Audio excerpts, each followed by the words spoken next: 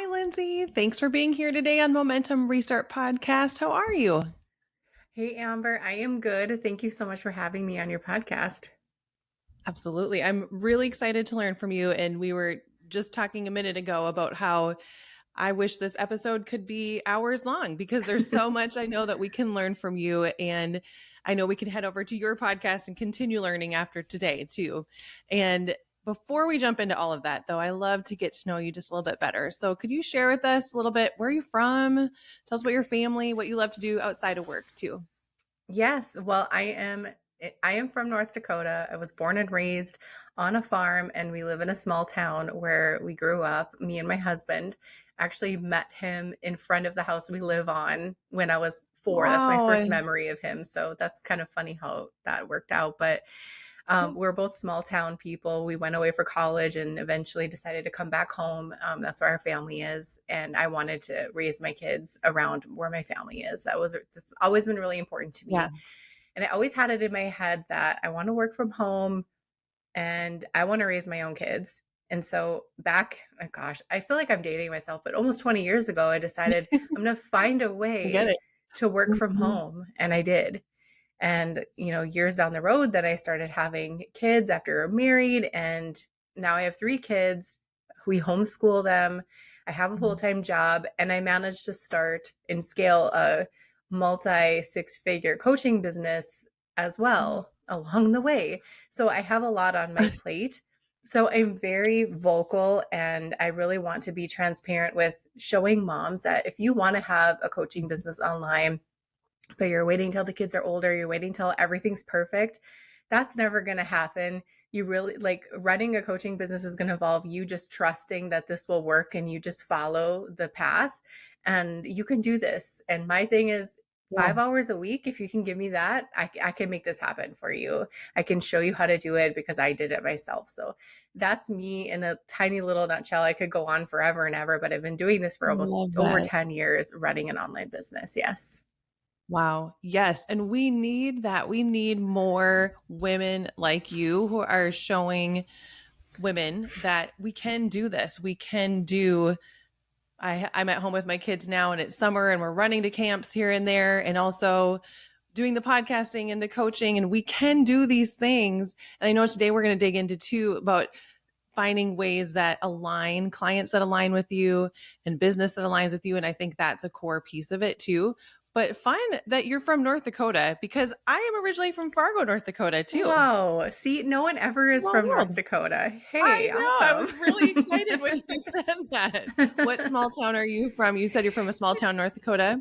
Which Yep, one are you from? I'm in Hebron. It's about 700 and some people. Yeah, we're pretty tiny, Wow, but I love that's it. so cool. Yeah, Yeah. I love that small community. Everybody can support each other. My husband and I, we didn't meet in North Dakota. We met in Nashville where I was going to school, but I was from Fargo and he was from Minot, North Dakota, and we instantly connected because there's just North Dakotans. There's just something about them. We just connected There right away. We is. just, we just understood each other. That's so cool. Oh, I love I that. love It's that. so funny how North Dakotans can kind of spot each other. The other day, I shared a picture, a story, me sitting on my front porch, and we live right across from some elevator bins, grain bins, and somebody messaged me and she's like, "Where are you from?" And I said, "North Dakota." "Well, where at in North Dakota?" And I told her. She's like, "I knew that looked familiar. I live in North Dakota." Yeah. I've Those seen these grain grain bins, bins before. Yeah, totally. It's a telltale sign. That's cool. I love it. So fun. Okay, well, I'm super excited to learn more about what you do today and especially want to hear about how you attract aligned clients. This is a big thing that I've been talking a lot about with clients lately, making sure that the people you're attracting are the people that you want to work with. So let's dig into the why behind this first. Why do you find that it's important to attract aligned clients versus just anyone who will pay? Yeah, so aligned is kind of a fancy word in our space and it sounds like, oh, I just need to attract dream clients. And that's kind of my thing is I have a podcast called Book Your Dream Clients. But I don't think people realize how important it is to have clients that align with not only how you're going to show up for hours with these people on a Zoom call. You want to look forward to that time. You don't want to be like dragging yourself to the office and thinking, oh my gosh, I can't do this. I can't listen to Mhm. this. It can be really hard. Sometimes you just get clients that just Mhm. feel off. It's because they didn't know what your values were in the first place. So that can be on your end. So homework on Mhm. your end is making sure you portray what your values are on your website, how you show up on social media. So people aren't surprised when they start to work with you. They're not like, "Whoa, I didn't know she didn't want a laptop lifestyle on the beach and she has all these kids and she homeschools." Like, that's not me. That's why it's really important to share that stuff with your people. The Mhm. second thing is I always think of this one client that I had, and she came to me. I don't know that she I don't know that she really dug into who I am and what I do and why I do what I do. But she found me on Mhm. Google and she wanted to work with me right away because she saw all the shiny things, right? Like, I can help you scale and I can help you do this. Oh boy, because she was not happy when she started, right? And she kind of put out this vibe that if I book clients, if I get my group program launched, then I'll be happy and I'll be successful. And we didn't have similar days. It just felt off, right? That unalignment, those red flags Mhm. were flying. She achieved Mhm. every single one of her goals before we were done working together. And on our last call, well, about an hour before our last call, she Voxered me and she said, I'm not doing this anymore. I quit coaching. I was like, I knew she was going to do it because she Mhm. wasn't happy. She was looking for Yeah. external things to make her happy, for clients and all of that. And I was like, I should have never worked with her because I feel like, she just wasted her Mhm. money and whatever, but it was a lesson for her on her end. And I think it's Mhm. really important to not say yes to everybody who comes knocking at your door, especially when those first clients come in. It's Yeah. so tempting to say, "Yes, I'll work with you," just so you can start working. But you could create a monster of people who are wanting things that you can't provide, wanting support that you can't provide. There's so much to unpack when it comes to unaligned clients, but I believe the first thing is showing them who you are, why you do what you do, and how you live your life. I mean, there's certain things we can spot online, like, that does not align with my values. I just by seeing a Mhm. couple of things, right? And those things are more Mhm. prominent than ever. And I believe we kind of need to stick to, who we are and who we want in our life. That's really important. It's going to affect it from the next time you go on the call until the end of the relationship with them. That's so true. Is this something that you learned over time, like trial and error, realize like, oh, I need to make sure my clients are aligned, or did you start your business with that intention? I had my dream client in mind, and it was very basic Mhm. stuff like, oh, they just need to want to learn how to start their coaching business, or they just need to learn Mhm. how to, it was what they wanted to do. It wasn't who they were. Yeah. And yes, I would never turn down somebody because they believed in something that I didn't believe, but I have to make Mhm. sure that they know what I stand Right. for. I think that's so important. Everyone is here for a reason. I'm not going to deny somebody help, but I Mhm. don't want to cover up who I am and why I do what I do, Mhm. because I don't want them to be surprised, because this is who I am and I'm not going to budge from my values. Yeah. And you coach, I'm sure, from your values too, so that they need to know in advance who you are and what you do. I love that. That makes sense. What would you say would be some, I remember this same feeling when starting coaching of at first there was a shift from just taking anyone to realizing you quickly realize, oh, this is who I like working with. This is who lights me up. This doesn't work. She's better for someone else. What would you say would be like those red flags to watch for someone who's trying to pinpoint what an aligned client would be? Well, that switch happened when I decided to stop giving people the link to my calendar on my website, on my Work With Me page. That's like every time I see a client do that or a student, I'm like, don't do that, because you're giving everyone on the internet 20 minutes of your time. And that's 20 minutes I could have had with my kids, or, Mhm. taking care of my home, things that are way more important. And I remember, like, one of the last times I had a discovery call, and my youngest was really little. She wasn't even walking yet. And it was in the evening. And we're, sitting on the floor playing with her, and my two older kids are playing. And I remember I had to go because I had a discovery call. And I remember going on and shutting the door. And this person basically told me, I'm just shopping around for coaches. I can't invest in anybody right now, but I have some questions for you. And I was like, "Ugh, I could be playing with Violet right now. I don't want Yeah. to do this," but I courageous enough to say, well, that's not what this call is for. And I was on the phone with this girl for over an hour, and she had zero Mhm. intentions. She told me she had zero intentions of working with me, but I gave her my all because I thought, well, if I'm helpful enough, then maybe she'll change her mind. And she didn't. And that was like the point where I decided this can't be anymore. I cannot have people all over the world getting 20 minutes of my time without me knowing why. So I went Mhm. from that to, you have to apply. If you want to get on a discovery call with me, please apply, and I will review it and send you a link if I think we're a good fit and we can continue the conversation. And that felt so good to me because those calls, when they ended, it felt like personal attacks on my time with my family. I'm busy. I cherish every minute I have with them. And so that robbed me of things that I was like, you're, as a mom, you're very protective over. So I knew I had to put Mhm. that barrier up. And that totally shifted me from getting on a call with everybody to reviewing applications and saying, this person Mhm. probably won't do well with one-on-one coaching right now because of these answers. So I would point them in a different direction.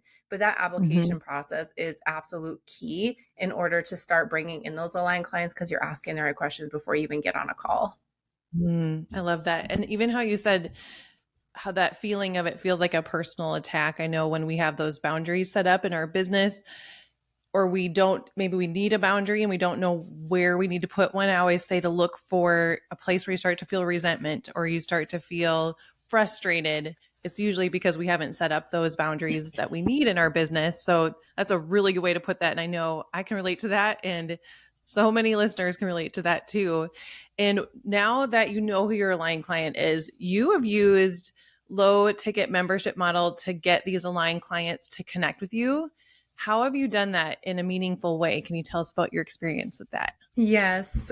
So I have gone from, I triple booked for over 3 years to really scaling on who I work with, but I knew I need to make sure that I'm still bringing in the amount of income that, I would like and more into my business.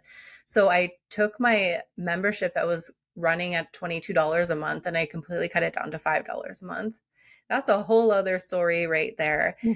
It was scary. It was very scary, but I bring Yeah. in more income with that now than I did when it was $22. So if you're afraid of lowering the Wow. cost of a membership, don't be afraid. Like, amazing things can happen when you put the clients first.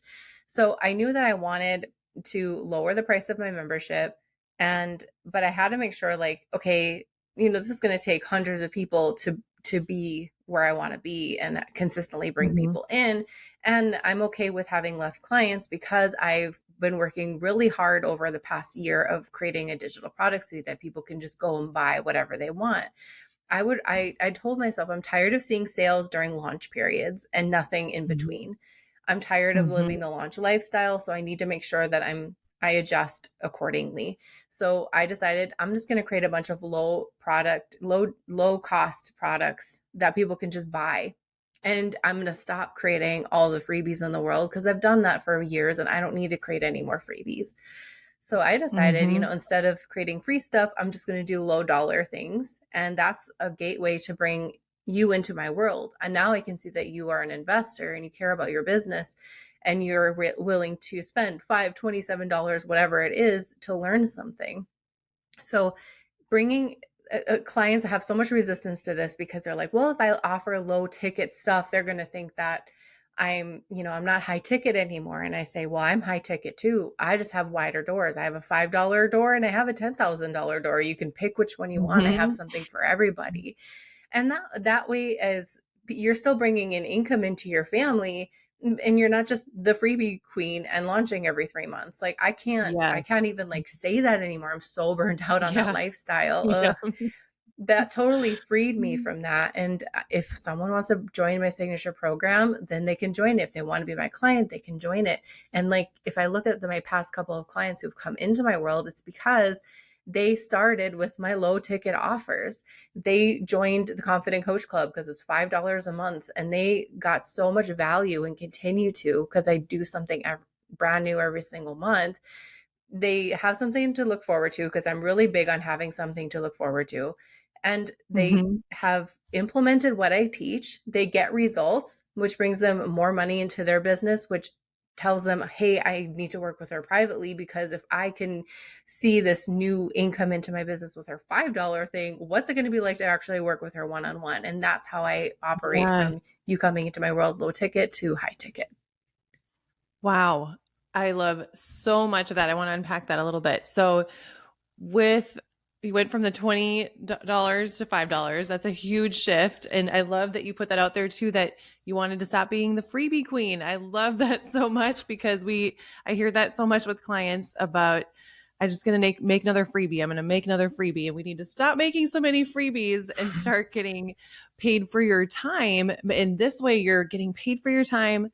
You are, like you said, opening the doors wider. And then you're seeing they're getting a chance to work with you and seeing if they're aligned with you too. With that, with growing that low ticket offer, do you have, you said you do multiple products. Do you have multiple products that you have low ticket, or is it just one? No, I have multiple products in Mhm. my digital product suite. I release a new one every single month. And then I also Mhm. release a new training inside my club. That's Okay. $5 a month. So it's two separate things, but I do one every single month. Something that's going to help you move forward in your business. If I can be consistent for you, that's all I want. Is I want to be that Mhm. person who you can count on. No matter what's going on in the world, no matter what you're doing, you know that you can rely on me to send you something new every month to implement in your business, because that's what we need. Sometimes we just hit those dry Yeah. spells and we're like, now what should I do? Be a part of something Yeah. that you can look forward to. Yes. Oh, I love that. And for you to be able to be consistent like that for your clients, is that's your value right there, to show how you, how people want to live with a coach that's aligning. They want someone who's consistent. We need that in this world Mhm. for Mhm. so much. That's powerful. With For anyone listening today, I'm sure that they are feeling inspired to make a shift, or if they want to add another offer in their product suite to that delivers that type of connection that you've shared. What would you tell them to do first? What would be the first step? I actually have a low ticket offer that explains this in detail. It's called Yes. 1K in a Jiffy. And I explained to you how I pre-sold a workbook. Who'd have thought, right? And I That's hear it from my amazing. coaches too. Well, I'm working on a freebie for like 6 months, and you're okay, but you're not, nothing's happening. Why don't you just create a checkout page and promise them you'll deliver it next week and charge $10 for it? And then you all of a sudden you'll see all these people coming in, and you're like, wow, there's no better motivation than people actually investing in something that I'm working on right now. How to do Hmm. that, how to come up with an idea, how to deliver it, how to erase the limiting belief that your low ticket stuff isn't going to sell because it's low ticket. And I just say Hmm. the one thing that's going to cross that whole belief off is you believing and knowing that just because your stuff is low ticket doesn't mean it's low value. Your low ticket stuff should be high value. Everything that you do should be high value. There is a way to do this, and you can do it consistently every single month. You literally will never run out of ideas once you kind of like lock in, this is what my people need, and create a whole map of offers for the next 2 years. I've been doing this for 10 years. I can still think of dozens of Yeah. offers I could create every single day for my coaches. And that's the sweet spot. Once you unlock that creativity and you remove all the barriers to you feeling like this coaching business thing is hard, this can be really easy. You can be happy doing this. And I believe that there is a way to do it because you started this for a reason. And I don't want you to lose that.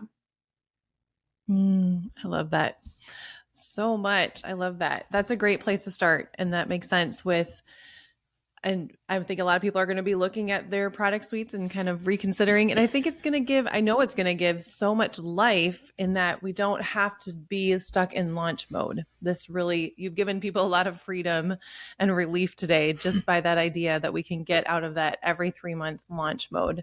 That's so powerful. Now, we need to make sure we have that your ticket item that you were just talking about, the 1K. Can you tell me what the name of it was again? Yes, it's the 1K in a jiffy, and it could 1K in a totally change jiffy. everything for you. Yeah. Oh, I love that. We'll make sure we have that in the show notes for sure. That's awesome. I can't wait to get my hands on that too. That sounds amazing. And how can people find you and work with you even closer? I show up on Instagram consistently, so I can tell you Mhm. what I'm selling in my stories. You can go check them out in my highlights, and I post every single day for you in the feed. And if you want to just go explore what I got, I have hundreds of podcast episodes. I have all kinds of stuff on my website, lindsaymaloney.com. I'm pretty easy to find. If you have any questions, just send me a DM on Instagram. I'm an open book. I love that. I know we definitely will have all those things in the show notes. And I love to get to know you a little bit better at the end of our podcast here. So, can you share with us what is your favorite way to self care? My version of self-care is taking action. I'm not Relaxing is not a form of self-care for me. If I can be in the kitchen, I'm happy. Just before this podcast, I baked 3 loaves of bread because that makes me happy and I'm in my That's zone. So that's amazing. my self-care, baking. Mhm. That's so good. You know, it's so true I was just talking with a friend about this, when we are able to do something that organizes or that we need to follow steps on, or cleaning the house or something like that, it shifts our brain from that emotional side to the more logical side. And so it just, when we can feel stuck in something or we're stuck emotionally in something, it does help to give our brain a break and start bringing both sides of the brain together just by Mhm. taking action. Those simple Definitely. but productive actions. So I totally get that. And I bet your house smells amazing right now with all the fresh It bread. does. That's amazing. I love that. Okay, so my second question I love to ask is, are you a Starbucks girl? But I'm curious if they have a Starbucks in your town. I was funny because I told my husband she wants to know what favorite Starbucks drink is, and I said I don't know if I've been to Starbucks in the last 3 or 4 years, but if I did Yeah. go, I'm so not adventurous. I like just plain old coffee. If I'm feeling crazy, you can throw some ice in there, but no, I just like it plain and black and strong, and that's That's it. wild. Yep, Yes. Yeah, and Starbucks has good, plain, strong black coffee for sure. they I have do. a wonderful VA that I've worked with in the past in small town North Dakota, and I used to send Starbucks gift cards to everybody all the time. I just love sharing it because it makes me so happy too. And one time she said, "You just don't send me those because we don't have that in my town." So I'm like, then I realized, oh, I didn't even think of that. That makes sense. Not everybody just has a Starbucks down the street. I take it for granted sometimes. Okay, my favorite question is, how do you find momentum on those days when you're just not feeling it and you want to still keep moving forward? If I'm not feeling it, but I want to do something, I get out of this room. Sometimes it takes Mhm. just a couple minutes. When it's nice out, just go in the garden and do something. Just get outside. If it's Mhm. cold, which in North Dakota, 90% of Yeah. the year it's cold, then I'll go in the kitchen. And like you said, you got to shift your brain a little bit and do something else. I will usually find inspiration and draw from my creativity bank when I'm not trying. So I do something that Mhm. doing the dishes, we should just have like a notebook right beside the sink because that's where I come up with like the best ideas. So it's always just doing something Yeah. completely unrelated, cleaning my daughter's room or whatever, helping them do something. Um, Not forcing it. Like I'll get messages from clients, I'm trying to Mhm. come up with an idea. Can you help me? I'm like, yeah, stop trying to come up with an idea. Let it come to you. Go do something. Get out of your office. Stop forcing Mhm. it. So yeah, a baking, going outside, just not thinking about it. It'll come. Yes, so true. That is so true. I love that response. And when they ask you for help, just stop thinking about it and go do something else. And it always comes to you for sure. Hmm. Hmm. Thank you so much, Lindsay. We really appreciate your time today and all of your insight sharing with us. And I hope we'll talk to you soon. Thank you, Amber.